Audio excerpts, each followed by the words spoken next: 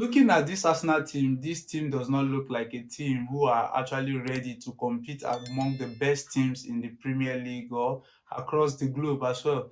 Because the way they go about handling their business these days is very, very alarming. How will you have a two-goal lead against a team of Aston Villa at the Emirates Stadium, and at the end of 90 minutes, you are finding a way to actually come back?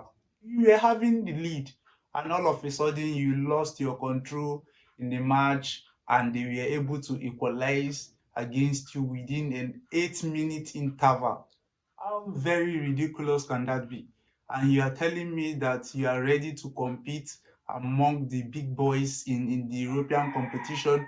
Looking at this Arsenal team, I don't think they're actually ready to compete among the best because of the way they go about handling their business. And if you look at this Arsenal team, I think they have one of the youngest team in the Premier League, and for them to compete among the best, they need to get players with lots of experience in terms of trophy wise and in terms of exposure. Because looking at these players in the Arsenal team, they don't have that experience. That is not an excuse as well, because it is expected of the players to actually do their job on the pitch of play. It is not expected of the coach everything he will be managing their decision making. No, it is left for the players to make those decisions, to show those attributes that they are fighting for something.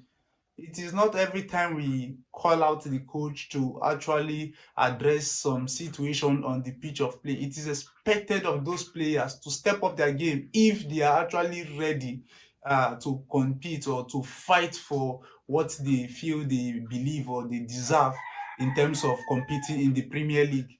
And looking at this Arsenal team, I would rather advise Teta to head over to the transfer market and make a lot of changes in terms of his squad depth. Get quality players across the globe who have done a lot of exploits at a good level, and add them to this, because looking at the captain is also a young talent as well, and I feel that he hasn't gotten that level of experience in terms of leadership. They don't have that leadership quality. I've always made an example of what actually makes this Real Madrid seem to stand out at any time. They have that leadership quality in almost all their players, if I'm not mistaken.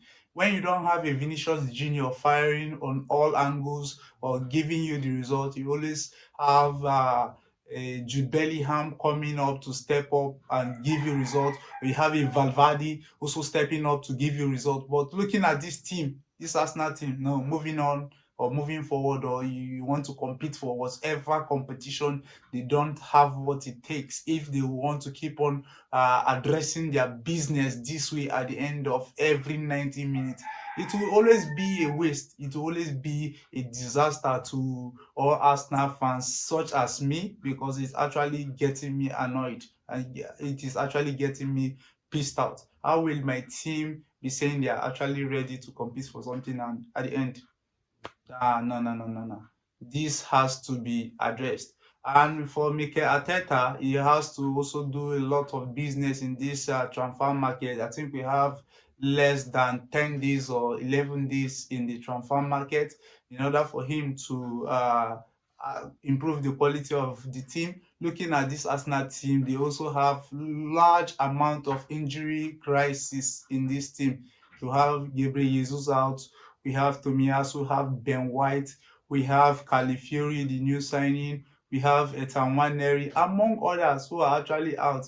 So I feel that this team needs to improve in terms of its depth. At the moment, they have only a 24-man squad that can basically help in competing. Look at the match against Aston Villa. I was looking at the bench list of this team, and I can see that they don't have anything in terms of depth. How can you have only Raheem Sterling as your sub for attack, and you have only Giorgio in your midfield as a sub? We have Zichenko, we have what's those other boys' name? Among others, I've seen about four defenders in terms of subs. So this is not actually showing that we are actually moving somewhere, because if you look at those who are a regular starter in the Arsenal first 11 in terms of player quality it is actually far better, or the difference between the Arsenal first 11 and its second bench is very wide.